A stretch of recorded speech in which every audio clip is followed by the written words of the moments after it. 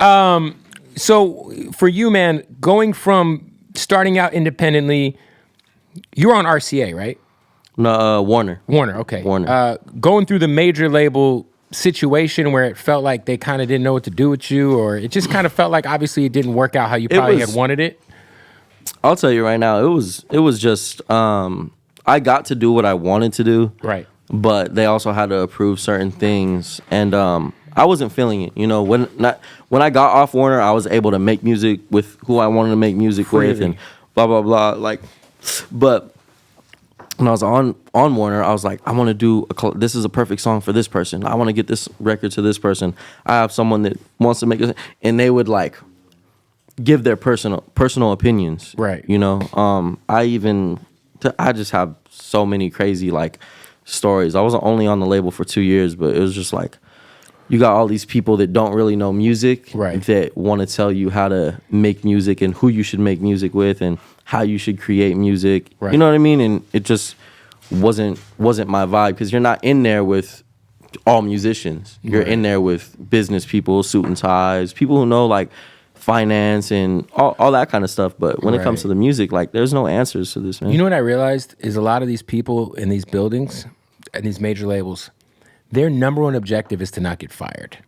That's all they care about. Yeah. So they're like, how can I not get fired? They want to avoid risk. Right. Exactly. Right. So their whole thought process is, okay, I don't want to get fired because I got a fucking mortgage and these fucking kids I got to feed and a side bitch and all this other shit going on. And artists are risk takers. And I have this. I have this artist. I want to push him to do a song with. I'm playing a numbers game. So and so's got a fucking viral hit or is hot right now. Mm-hmm. Let me try to push that feature to happen, even if it's not organic. Yeah. Where you might be like, I would rather do this because it makes sense and it sounds good. And that's it. I've got the credit. They when I was at Warner, I mean, no shade, but they try to push me to do so many songs with these artists. Who's the most random artist they try to have you do a record with? I don't know, just random like EDM kind of thing. I don't even remember the names. You're like, yo, you should do a song with fucking crazy Diplo and Marshmello. And then I was me. By the way, that'd be kind of hard. Marshmellow's fire. Yeah, so is Diplo. It just has to. Two bad examples. It has to feel right. Fire, yeah. It has to feel right. But I've been in the room and I've sat with like the president and I've been like, oh, you know, I want to do this song, or we're thinking about. We want to get this song done with. There was one time I was like, I want to get this song done with Juice WRLD, and they're like, oh. Juice WRLD, like, wow, we don't think that's like necessary, or we don't think that's too early. You know, it was early, super early, and they're like, oh, we don't think, and I was like, it makes sense, like the sad music kind of thing, sad boy vibe, blah blah blah. That would have been crazy. They're like, oh no, well we think, you know, we should kind of turn that sad around, and we should do something more up tempo. You know, they always want the up tempo kind of thing.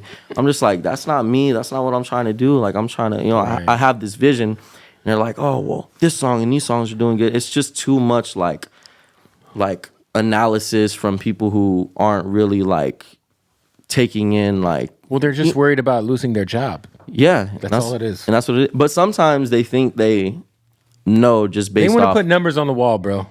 But they think they know based off previous numbers, and there's always going to be something. Everything's new always evolving. Yeah, exactly. Yeah, for sure. But they go off the past. Yes. So right now they're going off like TikTok, and you know, it has to be like this. It has to be like this because this is doing good. But what's after that? You know, the TikTok thing is the best and worst thing that's probably ever happened to music, because it's like, it's dope because you get discovered, and if you know, there's people who've gotten discovered on TikTok that are actually really talented, and but then there's other shit where it's like these labels are just signing motherfuckers based on a 5-second clip, a 25-second clip of a song. And it's like, and then you hear the whole song, and you're like, this is not. What is this? You know? But it's giving more power to independent artists, though, at the same time. Right. Because people, you know, you have a hit song, and you're just like, fuck, I don't need no label. Well, no, TikTok, it also is good if you're on it, and you're doing the right shit, you're creating the right content, you're engaging with your fans. It's a way to pop your shit.